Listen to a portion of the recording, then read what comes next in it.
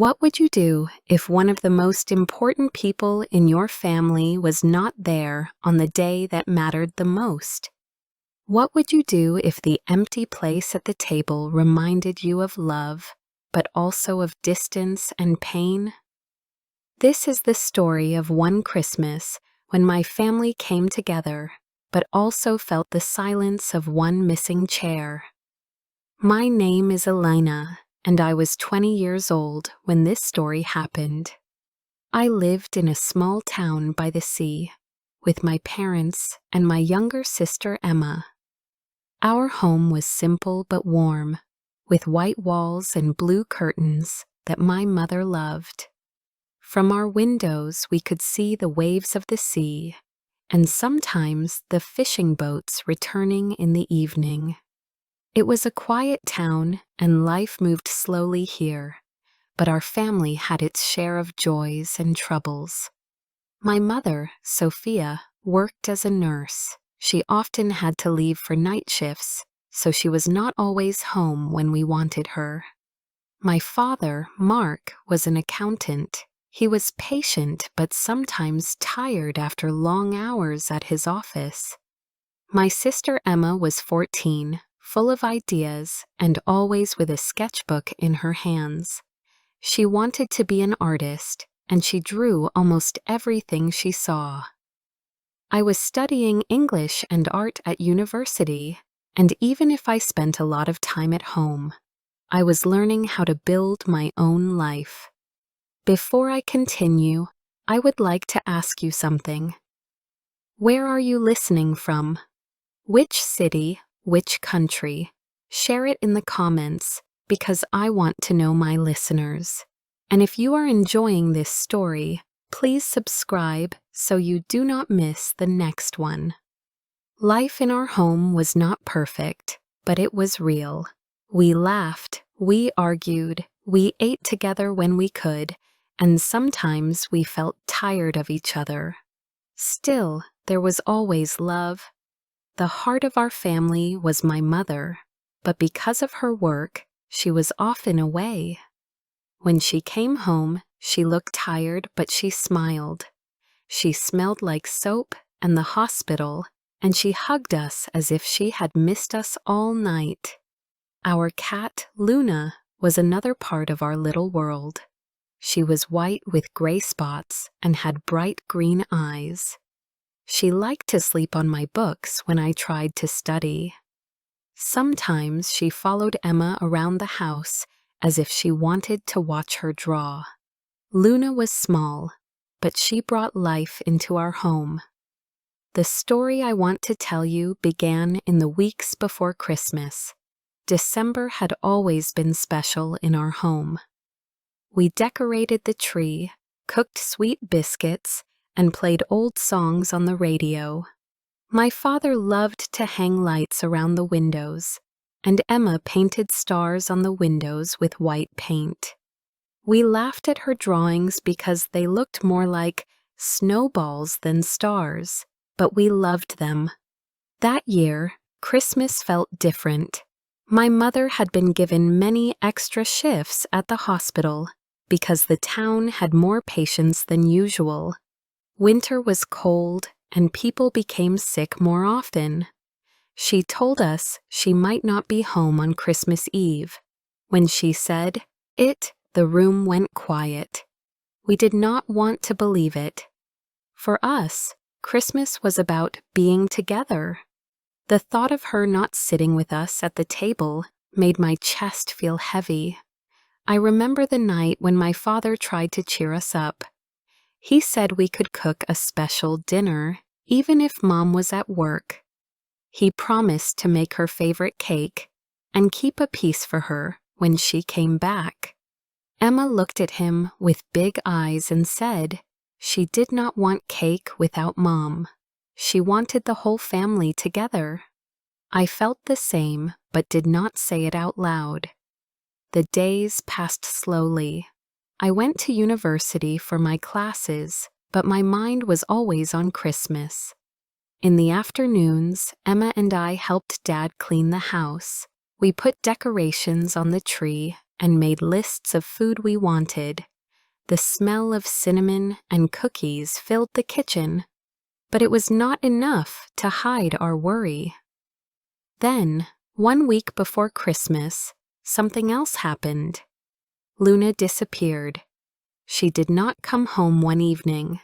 We called her name, walked through the streets near the sea, and asked neighbors if they had seen her. Emma cried when she went to bed that night, and I sat by the window, hoping to see her small shape walking back home. 3 days passed before Luna returned. She was dirty and hungry, but alive.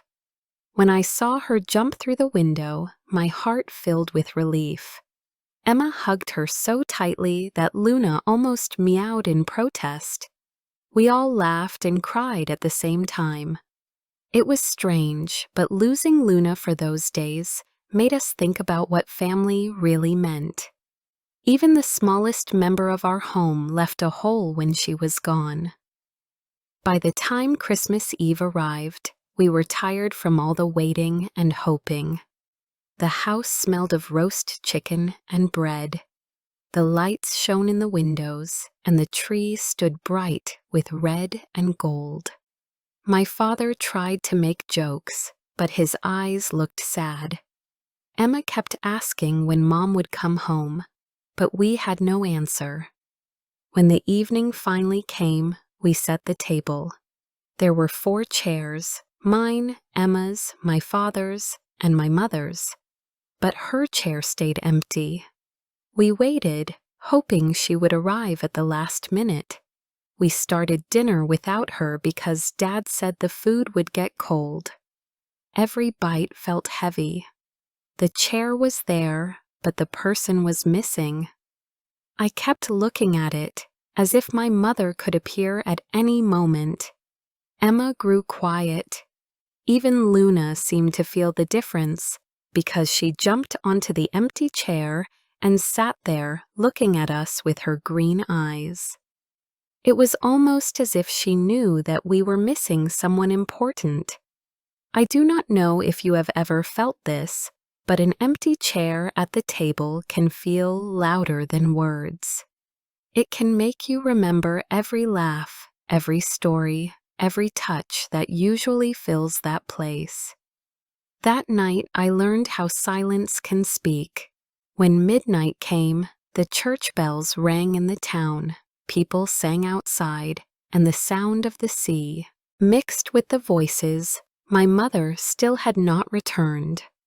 My father took our hands and said we should be thankful for what we had, even if we were not all together. His voice shook a little, but he smiled. At that moment, I realized that love is not only in the moments when everything is perfect. Love is also in the waiting, in the missing, in the empty chair that still belongs to someone. I looked at Emma and at Dad, and I understood that even when one of us was gone, we were still a family. The rest of the night felt slow. We opened small gifts and tried to laugh. We told stories to Emma to help her smile. But every time I looked at that chair, I felt the weight of my mother's absence. This was only the beginning of that Christmas, a night that I will never forget. Because what happened after made me understand even more about love and famille, patience with famille also. That night was heavy, and even when I went to bed, I could not sleep. I listened to the sound of the sea outside the window. The waves came and went, as if nothing in the world had changed, but inside me everything felt different. Christmas had always been about warmth, light, and family. That year it was about waiting and missing. The empty chair at the table was still in my mind, and it was as if it was following me into my dreams. When morning came, the house was quiet. Emma was still asleep, and Dad was making coffee in the kitchen. I walked in, and I saw that he had placed a piece of cake on a small plate. He said it was for Mom, in case she came home soon. His voice was calm, but his eyes were tired. He told me that when I was younger, my mother had missed Christmas once before because of her work. He had kept it a secret so that Emma and I would not feel sad. This time, he said, it was different because Emma was old enough to notice and to feel the loss. Emma woke up later and she tried to act cheerful. She showed us a new drawing she had made of the Christmas tree, with all 4 of us standing around it. In the drawing, Mom was there, smiling, holding Luna in her arms. It was her way of filling the space that felt so empty. I hugged Emma and told her it was beautiful, but in my heart, I wished the picture could come alive. That afternoon, we finally heard the sound of the front door. My mother walked in, looking tired but still smiling.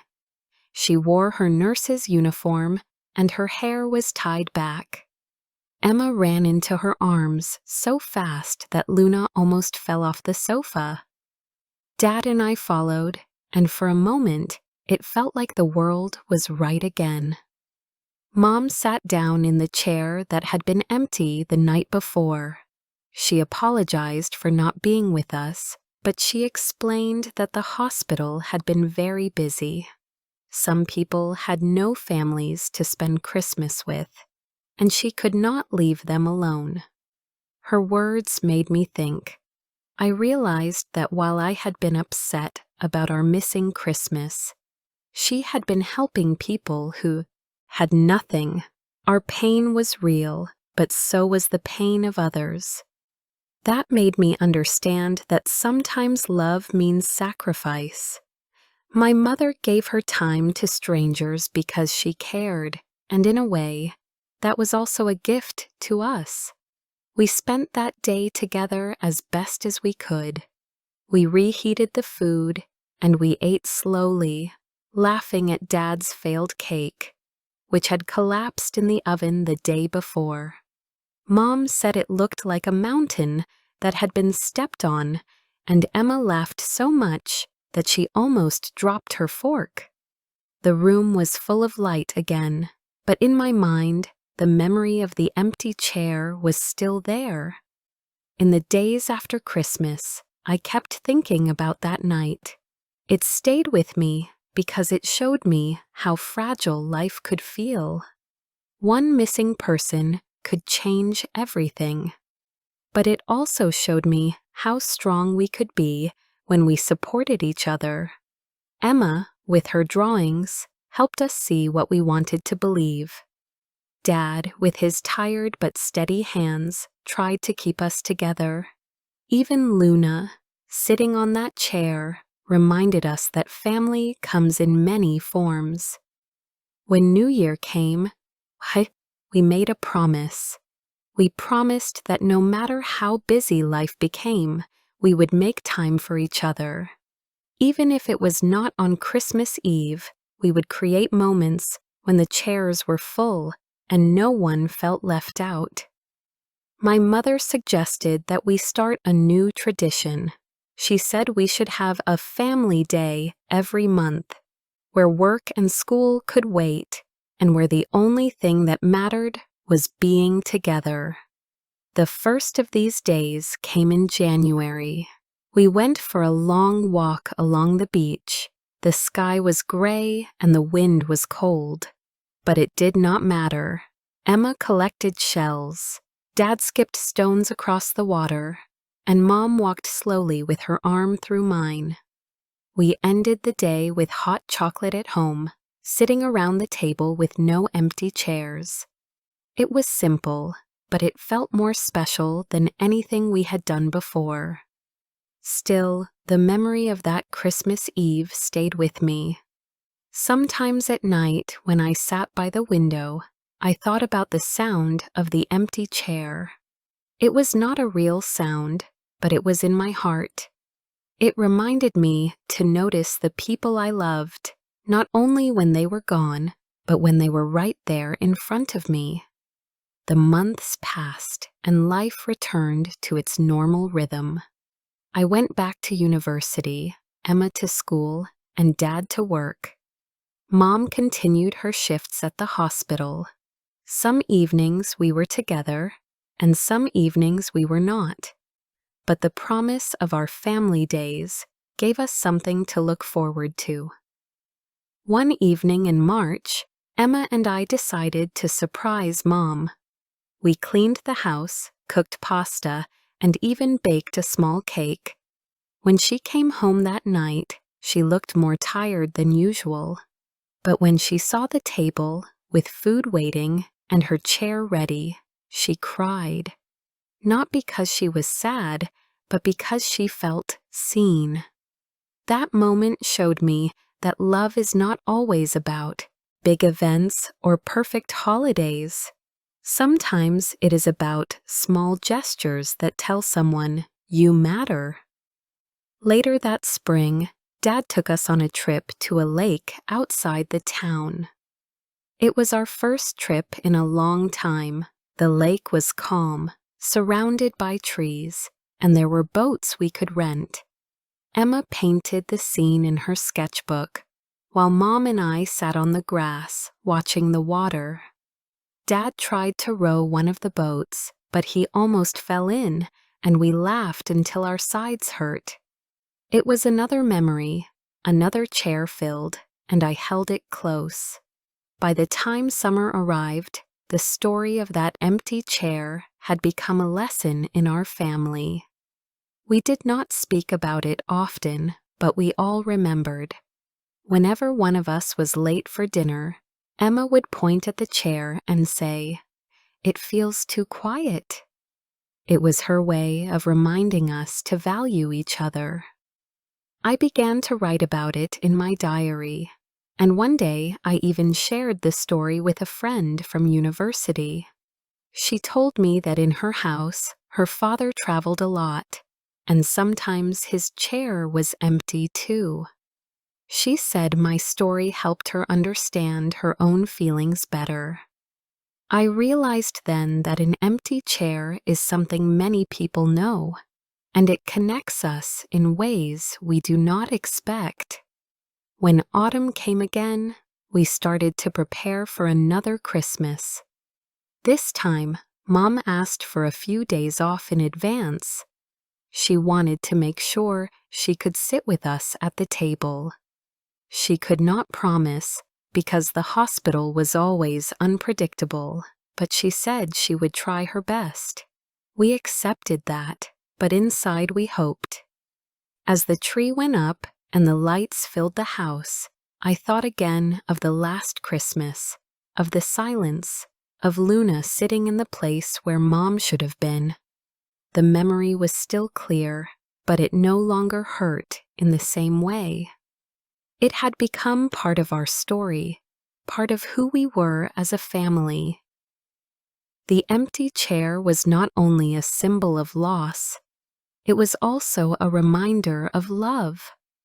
It showed us that family is not perfect, but it is real, and it is worth holding on to. The year passed more quickly than I expected. When December returned, I felt both nervous and hopeful. I remembered too well the last Christmas, with the chair that had stayed empty. The picture of it still lived inside my heart, but time had changed how I carried it. It was no longer only a picture of sadness. It was also a picture of strength, because from that moment, we had learned to value every hour we spent together. My mother, Sophia, asked for her holiday days earlier this time. She went to the hospital office in October and requested time with us. She explained to her manager that she had missed Christmas before, and she did not want her daughters to see an empty place at the table again. She did not know if it would work, but she tried. When she came home that evening She told us that she had been given Christmas Eve free. We were all so happy that Emma jumped up and shouted that it was the best gift ever. From the first days of December, the house felt different. It was not only about the tree and the lights, although we decorated them with great care. It was about the hope that this time we would all sit down together. Dad said he wanted to cook something special. Emma planned to paint a new picture of our family, but this time she wanted it to be true, not a dream. I told myself not to expect too much because I knew how quickly plans could change, but deep inside me, I wished with all my heart that we would all be there. The days before Christmas were full of small stories. One evening, Dad tried again to bake a cake. The memory of the collapsed cake from the year before was still fresh in our minds. This time, he was more careful. He followed every instruction in the recipe book, but still, the cake rose too high on one side and sank on the other. Emma laughed so much she spilled flour on the floor. Mom came into the kitchen and said that even if the cake was not perfect, it was still made with love. I looked at the three of them and thought that maybe love was the secret ingredient in everything we did. Luna, our cat, stayed close to us during those weeks. It was as if she also remembered the year before, when she had disappeared for days. She often followed Emma from room to room, jumping on the sofa when Emma drew or curling up beside me when I studied. Animals cannot speak, but I felt she understood the meaning of home in her own way.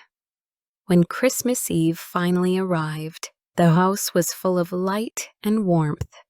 The smell of roast chicken filled the kitchen, and the tree stood bright with red ribbons and golden bells. Snow had started to fall outside, covering the streets of our coastal town in a white blanket.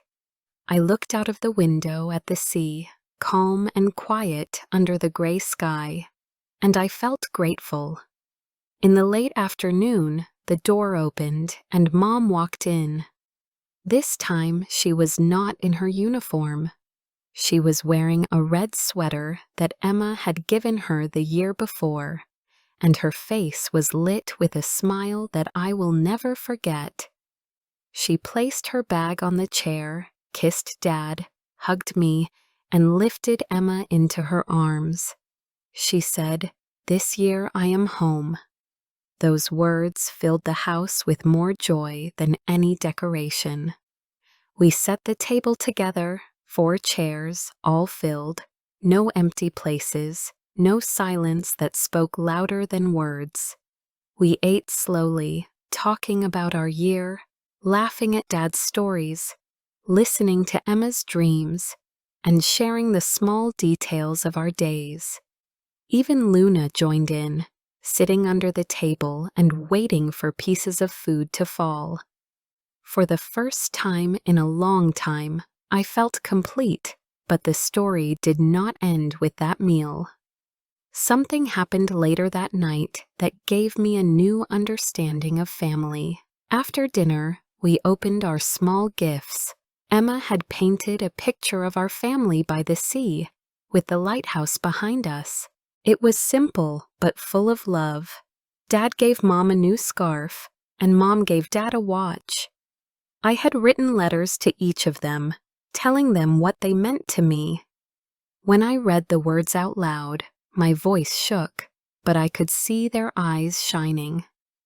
After the gifts, we sat together in the living room, drinking hot chocolate. The snow continued to fall outside, and the lights of the town sparkled in the distance. For a while we sat in silence, but it was not the heavy silence of the year before. It was a soft silence, full of peace. Then Mom began to tell us stories from the hospital. She spoke of the people who had no one to visit them, of patients who waited alone on Christmas Eve. Her voice grew quiet as she described a man who had said that the hospital chair beside his bed was always empty. Her words touched me deeply. I realized that while we had suffered from one empty chair, there were people living with emptiness every day. People with no family, no home, no one to fill the space beside them. Our pain had been temporary, but theirs was permanent. That thought stayed with me long after Mom stopped speaking. Later that night, when Emma went to bed and Dad washed the dishes, I sat with Mom in the kitchen. I told her how much the empty chair had hurt me the year before, and how much her presence meant now. She held my hand and said that life is full of moments when people cannot be where we want them. She said the important thing is to carry their love even when they are not sitting with us. Her words were simple, but they stayed in my heart. The next morning, Christmas Day, we walked together to the sea. The snow was still thick on the ground, but the sky was clear. We stood on the shore, watching the waves move in and out.